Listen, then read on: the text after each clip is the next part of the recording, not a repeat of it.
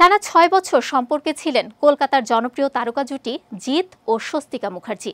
তবে সম্পর্ক ভাঙার পরও কেউ কাউকে নিয়ে কখনো কটু কথা বলেননি, সম্মান দেখিয়েছেন দুজন দুজনের প্রতি। তবে এখনও সেই পুরনো দিনের স্মৃতি মনে পড়ে স্বস্তিকার, কারণ তার পরিবার চেয়েছিল জিতের সঙ্গে সম্পর্কটা স্থায়ী করতে। দীর্ঘ ৪ বছর কাজের সুবাদে তারা একে অন্যের প্রেমে পড়েন। ৬টা বছর একসঙ্গে থেকে সম্পর্কে ইতি টানেন জিৎ স্বস্তিকা। তাদের জুটিবদ্ধ কাজ দারুণ দর্শক জনপ্রিয়তা পেয়েছিল। ২০০৪ থেকে ২০০৮ সাল পর্যন্ত তারা অনেক হিট সিনেমা উপহার দিয়েছেন দর্শকদের। জিতের জন্মদিনে উইশ করতে গিয়ে সকলের সামনে অভিনেতার প্রতি ভালোবাসার কথা স্বীকার করেন অভিনেত্রী। জানা যায় স্বস্তিকার সংসার ভাঙার পর মাস্তান ছবিতে একসঙ্গে কাজ করেছিলেন জিৎ স্বস্তিকা। সেখানেই তাদের বন্ধুত্ব হয়, যা পরে প্রেমের পরিণতি পায়।